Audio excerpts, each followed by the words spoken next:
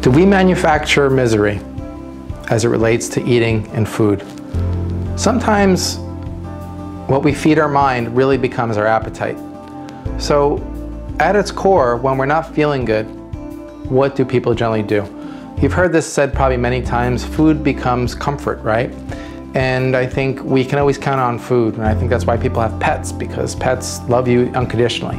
And I think sometimes food can also be that substitute for unconditional love, meaning I can go make a bowl of soup, or I can go make a meal for my family, I can feed everybody, and I will feel good about myself because I'm supporting them in that goal. But when we look at, again, the psychology of food and the psychology of where we're at here with our bodies, with access to so much inexpensive food from around the globe, this other desire comes in. And what I mean by that is that if you look at television today, and you look at TV shows that are promoting food things, from CNN and beyond, the TV Food Network, there's a bunch of shows today, probably even local shows in your neighborhood, that are teaching us about different types of food, different areas around the globe where food originated, as well as this desire to, I want to try a new meal today. And I have family members that love to go out and buy new things because they want to, expand their palates.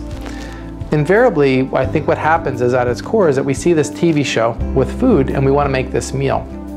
Let's look at French cooking, and we know that French cooking generally it's been known to have a lot of fat content, right? And then they kind of thin their bodies out with wine, it seems. But at its core, I go back to this idea of what's going on in your day, what's going on in your mind, with your family, with your emotions, and why we're making these food choices, right? Why are we inviting in and manufacturing this misery that I just talked about earlier? I think at its core is that if we're not feeling good about ourselves, we need to stop for a second, take a deep breath, not think about tomorrow, not think about yesterday, but just be here right now. And if that means you need to stop what you're doing, going for a walk, which I recommend we're going to talk about in a few more days, about this basic idea of simple exercise. I'm not talking about becoming an Olympiad or climbing Mount Everest, is looking at what's going on inside your mind that's triggering you to want to eat more, right? To watch a cooking show to make the next amazing meal for your family. I know at its core, for example, in the amazing meal for your family is you want to provide, right? You want to be noteworthy and you want to be loved by your family. You say, hey, if I make a new meal, they're going to love me more. And we have this thing in our life where everything's always about love me, love me, love me more. But let's look again at the root cause. Let's look at the reason why you're eating more food, or why you're creating this misery for yourselves. Sometimes people can say to me, Keith, I eat food because I love all these different kinds of food. I said, I know, but you have a leg cast on because you have issues with your ankle and with your knee because your body can't support your frame. And they say, I know, I love that. And I said, I know, but aren't you taking that pain medicine for your knee? Yes, I am. So, and then we have these conversations. They tell me what's going on in their family and their life. And I said, well, we got to shift that. We got to look at why. What is the trigger again, right? The habit thing again, over and over again. When I look at humans, I look at eating, I look at a lot of things. It's all about habits. Everything is. So how do we shift that habit?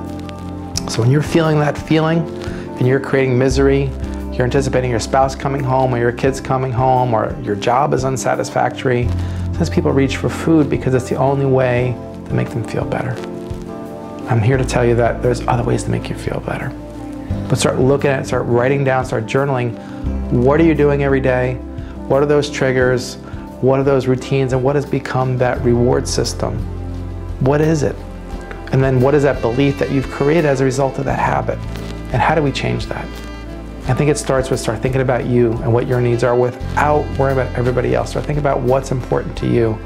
Because at its core is when you're feeling good about yourself, everything's going to change and that's going to become infectious. But we got to start with ourselves first. And if we take care of ourselves, take care of the food that we're eating, make better choices, maybe even have a smaller meal. I think back to food today, we look at big box stores, everybody's buying more and more and more. How many times when you cook a meal do you put leftovers in the refrigerator? How many times you go out for dinner, you bring a bag home with food that you didn't finish? So maybe it's about also portion control, just having a little bit less, making a little bit less of a meal.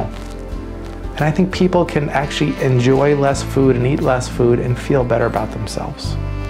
Anyway, thanks for watching. Hopefully you can share this. Again, start journaling what you're doing every day and make these incremental steps to change how you feel about yourself. We'll talk soon. Take care.